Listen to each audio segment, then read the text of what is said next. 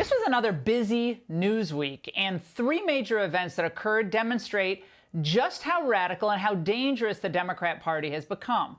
Now, I know it sounds very hyperbolic, but bear with me. The evidence is mounting that Joe Biden's party, from elders to organizers, has adopted a by any means necessary approach to winning in November. And the consequences for America will be devastating in both the short and long term. First, if you thought that we could find bipartisan agreement that rioting should never be tolerated, think again.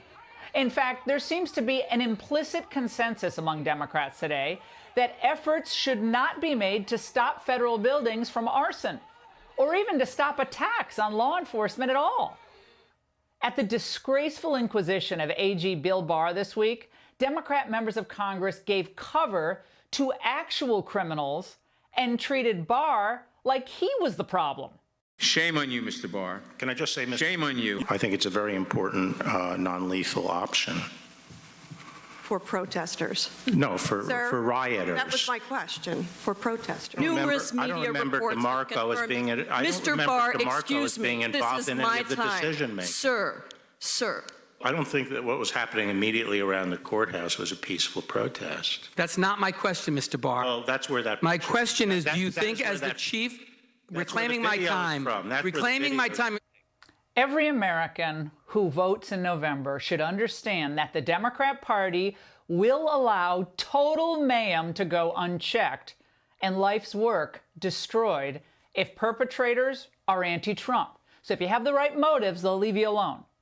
Now, we learned that in New York alone, at the height of its protests, about $1 million in damage was done just to the police cars that were destroyed.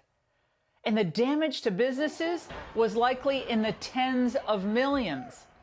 The city's a total hellhole now, with skyrocketing crime, including murder rate going way up.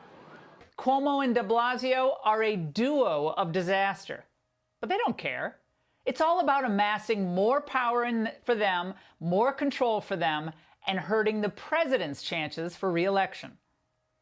Now, another indication that the Democrats have gone totally nutso is their feigned hyperventilation yesterday about Trump's tweet about mail-in voting and this question of delaying the election.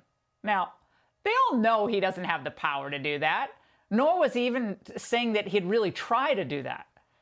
For good reason, the president believes, though, that mail-in voting would be a nightmare that would end up delaying election results for weeks, even months. And that's what the Democrats themselves have repeatedly said.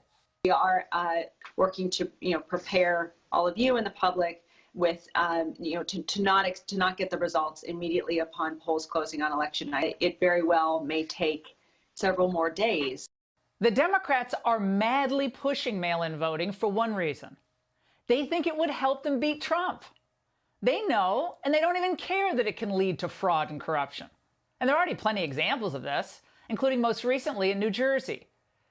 But Democrats are fine with millions of untrackable and sometimes untraceable mail-in ballots floating around, undermining the integrity of our entire electoral system, causing confusion, instability, and even violent unrest for days or weeks after Election Day. For them, it just ends up being another insurance policy to help Biden. Thirdly, it's obvious that the Democrats, including Biden, want America to shut down again with newer and even more draconian controls over your movement. You can't get this country going again unless you get COVID under control. We cannot expect to reopen the economy safely if the virus is spreading unchecked. Dr. Fauci, can you help us understand why? While Europe has largely contained the virus, when they shut down or locked down or went to shelter in place, however you want to describe it, they really did it to the tune of about 95+%. You see, that's what we should have done. We should do it now. Just shut it all down. Everyone stays inside, waits for their mailbox money. Well, our terrible GDP numbers released this week for the second quarter are due entirely to unemployment, and of course, that's caused by the shutdowns. Consumer confidence is in the toilet. Kids will be stuck at home looking at screens in much of America this fall, hurting them and their families. But the Democrats just consider it all necessary collateral damage on the way to, they hope, defeating Donald Trump. Oh, and by the way, the Eurozone released its numbers today, and they're in a full-blown recession, the worst on record. France's economy shrank by nearly 14% in the second quarter. Spain fared even worse. Their GDP contracted nearly 19%. That's double what we lost. But Democrats consider all of this a success story? And finally today, this took the cake. Senate Democrats left town rather than agree to a short-term extension of unemployment benefits proposed by Republicans. And even CNN couldn't spin the Democrats' behavior. While there were some offers from the White House to temporarily extend this extra $600 a week benefit that so many people are depending on, the Democrats didn't agree to that. The fear is that if you let this go as a standalone bill, you lose leverage in future negotiations. Leverage? Did you hear that? Leverage. These are real people's real lives at stake. So instead of acting in the nation's best interest, Democrats are willing once again to see needless pain inflicted on American citizens.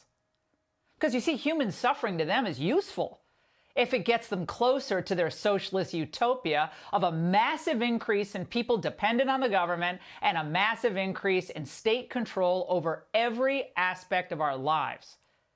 Every step of the way, we see Democrats choose chaos over common sense. They're okay with trashing the country's economy, taxpayer property, and our history. They're fine with denigrating cabinet members as part of a show for the cameras. And they're even okay with hurting children by peddling false panic about school reopenings. And finally, they'll let you twist in the wind instead of working with Republicans. This entire year has been a post-impeachment revenge quest for Democrats. And they only hate Trump, remember, because they hate the America that elected him. They need that America to get so demoralized that they stop fighting for their own lives and liberty. But they've made a very risky bet with this course they're on, and they've gone all in.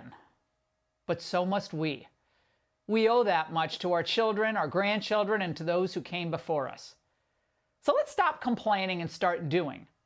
Register people to vote and educate everyone who'll listen. I promise. I'm going to do my part. And that's the angle.